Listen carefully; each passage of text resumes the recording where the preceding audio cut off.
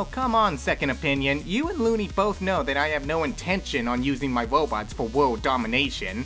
They're strictly so I can get more things done around my channel, and if necessary to get out of sticky situations involving the royal guards.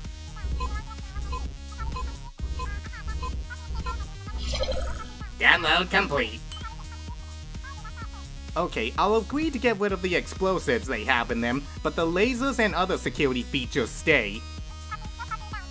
Uh-huh. Alright, catch you later. Excuse me, sir. Ah, R3B3. What's up? You'll be happy to know that I finished downloading the Season 8 episode of My Little Pony, Father Knows Beast. Excellent. I've been waiting to see that particular episode ever since I saw the sneak peeks. I'll play the episode right away, sir. Finally, we're gonna get all of our questions answered. And that's the end of Father Knows Beast. Is there anything that you would like to say about it, sir? I was not expecting that. I take it that means you liked it, sir? No, it was one of the worst episodes of the season. Not as bad as Yakety Sax, but still pretty terrible. In fact, it's so terrible that if I made a top 10 worst episodes of Season 8 list, this episode would rank in the top 5. But the episode finally put to rest all of the questions that fans had about Spike's parents. It accomplished its goal. It accomplished absolutely nothing. There was no world building. The moral was a repeat of what we already knew about family. No information about Spike's actual parents was given. The conflict could be seen a mile away, and Spike's intelligence was downgraded to that of a gullible child. This whole episode was completely pointless. Care to elaborate on that, sir? Fine. Why don't we start at the beginning? Might as well. The episode opens up with Twilight giving Spike some flying lessons, with some rather painful results. But thanks to some advice from Smolder, Spike learns better control and quickly masters flying like a dragon. Turns out that you really can't teach a dragon to fly like a pony because of the fact that they don't have feathers, which is sadly the only worthwhile bit of information we'll get out of this episode. Information saved and documented, sir. Moving on, Spike goes to thank Smolder for her help, but gets interrupted by an adult dragon named Sludge, who after crashing into them is taken back to Twilight's castle, where we see he's not too keen on receiving help from ponies. Until of course he starts receiving comfortable arrangements and free food during his recovery. And while it does help him get back on his feet, it also gives us a small glimpse into his true character. Which of course I have no issues with, as it's important to teach people that there are those in life that will take advantage of your generosity, but it doesn't mean that you should stop being generous altogether. The main issue I have with this episode comes in much later, after this next part is at its all-time high. Spike? I'm your father. Does not compute. Does not compute. Does not compute. Does not compute. Wow, thanks, boss. Make a note for me to patch that up after this review is over. Will do, sir. And if I may ask, what were your thoughts on this big reveal? My thoughts were that this was the moment we've all been waiting for. One that would be just as emotional and thought-provoking as the reveal of Bright Mac and Pale Butter. And at first, that's exactly what it felt like. We find out that while out searching for Spike's mother, who by the way has an awesome design, Sludge was captured in a far-off land by some dragon hunters, but was able to save Spike's egg from the same fate. However, like most backstories, it left us with more questions than answers. But not everything has to have an answer, Raven. I mean, we still don't know what happened to Applejack's parents, but even if we did know, would that really affect the quality and dynamic of the show? Not really, but still, it seems rather pointless for the writers to spend so much time and effort getting us invested in the struggles and personality of a character if they're not even gonna answer any of the questions they raise throughout their development. I hear what you're saying, boss, but like Spike said, the only thing that matters is that they're together. No use dwelling on the past, especially when the present has so much to offer, like a classic father-son bonding montage. Fine, I'll let it slide. For the time being at least, cause at this moment of the episode, I actually felt like there was a legitimate effort by Sludge in trying to have a father-son bonding experience with Spike, even though he seemed less interested in the sentimental aspects of the bonding and more interested in the luxuries that his son has at his disposal. After all, it makes perfect sense why his dad would be a complete contrast to his son due to Spike's pony upbringing and Dragon's tough and aggressive nature. Their differences are made even clearer when Sludge mentions how he would act if he was surrounded by all of the luxuries that Spike has, pointing out that it's what real dragons would do.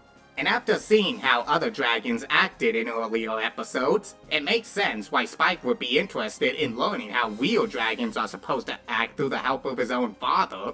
And what better way to do that than with a song? So listen up, my boy, because I'm only gonna say this once. Stop right there. As you all know from earlier, I'm not a fan of this song since it sounds like one of those cheap 80s hip-hop songs that networks did back in the day to try and sound hip and fresh to their younger viewers. It also doesn't help that most of what Sludge is saying here makes no sense. Throughout the episode, he was head over heels about the treatment he was getting from the ponies, and for the most part, he was enjoying all of the stuff he was doing with Spike. And now all of a sudden, he's saying that it's all worthless and should be tossed aside just because that's how real dragons prefer it? Yeah, something tells me that there's more at play here than Sludge is letting on. 'Cause this dragon just can't wait to live here. Great foresight, R3B3. Here's a metal cookie. Yay, cookie! So if that laugh wasn't a clear indicator of what sort of parent Sludge really is, then him convincing his son to not only sleep outside, but to also let him have all of his luxuries with no questions asked should show you exactly why he's not winning any Father of the Year awards anytime soon. Or ever, for that matter. This then leads to one of the most insensitive, disrespectful, and completely insulting moments in the entire series. Maybe you just don't like that I have a real parent now. Wow, that's very nice of you to say to the pony that literally raised you from the moment you hatched, Spike! Seriously, what the actual f*** is wrong with you?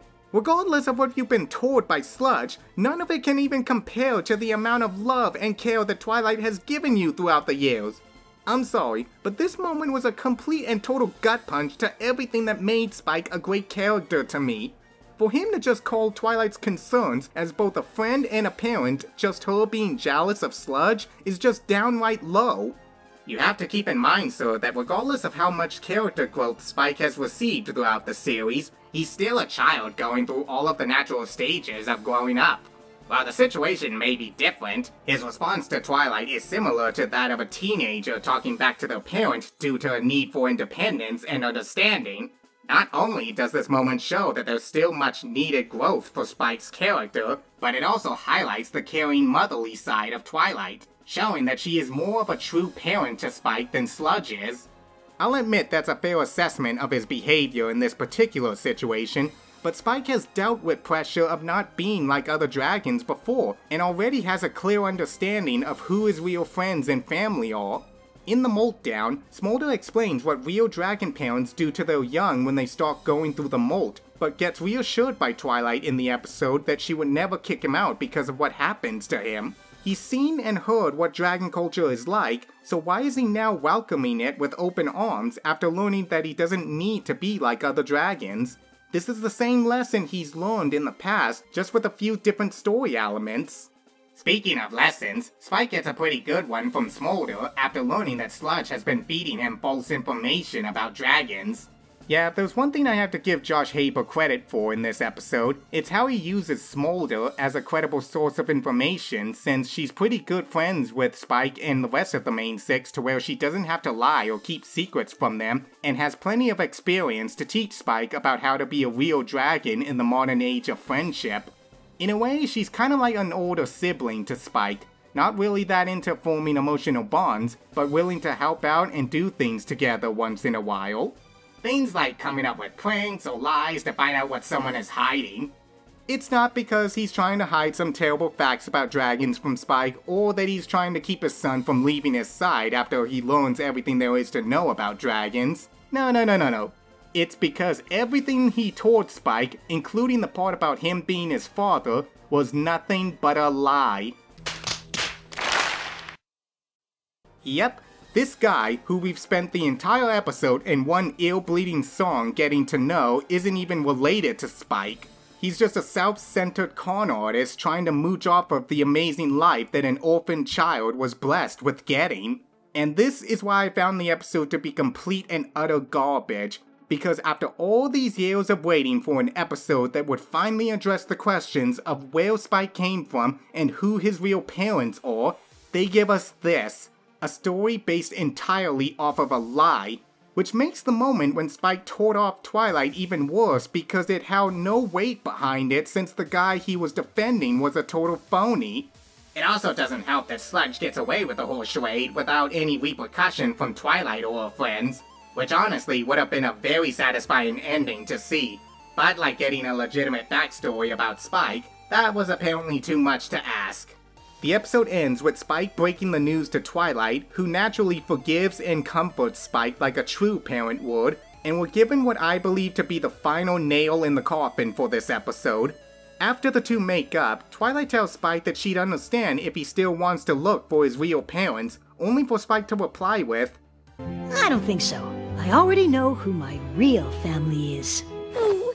This moment was a gut punch, and this moment was a gut punch with brass knuckles. Cause not only are we back to square one, but the show itself isn't even interested in continuing the search for Spike's parents. We waited over 8 years to be told that? This was by far the most unsatisfying conclusion to a relatable character that I've ever seen. Maybe the writers will continue the search for his parents in Season 9.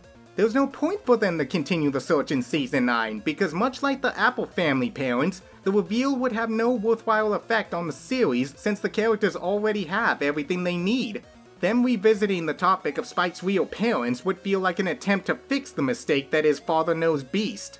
This episode is essentially the end of Spike's story arc since pretty much everything about his character has already been addressed. So, other than the character dynamics between Spike and Smolder and some great motherly moments from Twilight, nothing about this episode you thought was worth a second watch?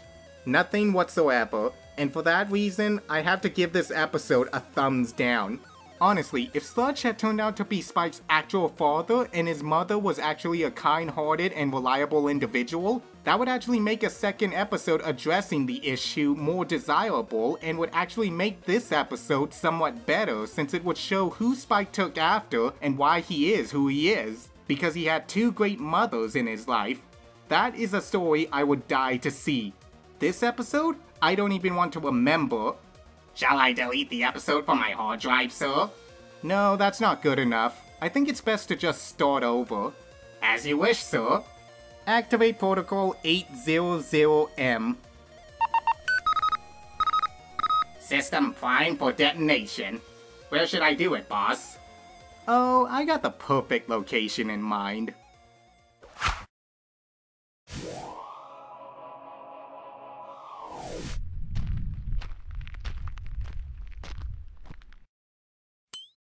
Message from Rav3n Mad. Boop.